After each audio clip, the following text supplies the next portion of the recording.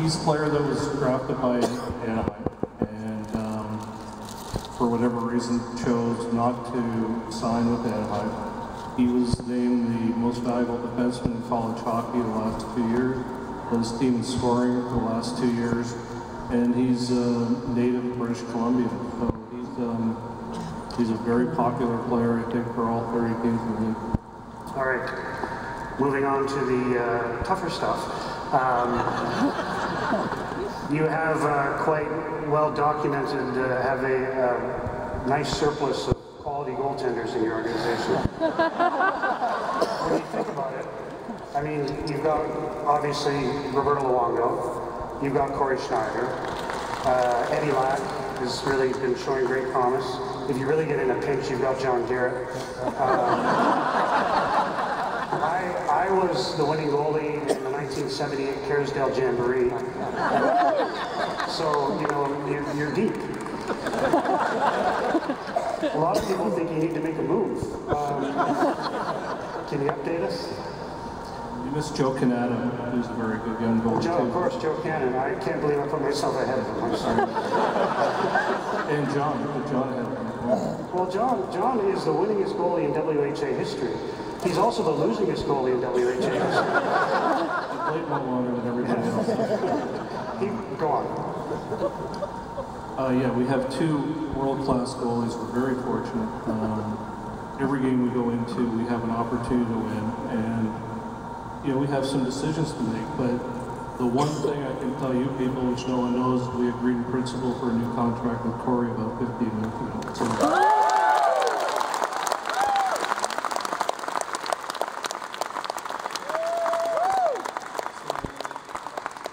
needless to say, we're very happy about that, and we're going to look at all of our options to help improve our team as we move forward. And now that we're secure and in control of the situation, I think that we'll be able to make the right decisions for the organization. All right. Corey Schneider now trending on Twitter. Okay, one more, and then I'll turn it over to them. Because this was a monumental week in a lot of ways with the Hockey Hall of Fame announcements, and 2 players with Canuck ties go into the Hall of Fame. Matt Sundin, who was here a year, and more significantly probably Pavel Bure, who was maybe,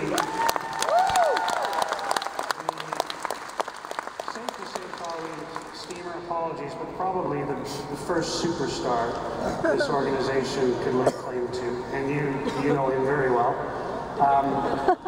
Is there anything in the works to recognize Pavel Bure from the Vancouver Canucks organization? Every year we do this, I wonder who you actually work for. I work for the people. Yeah. You do tonight. As you know, Pavel is a friend of mine. I worked with him for a number of years, and he was an exceptional hockey player. Probably the best hockey player I ever represented.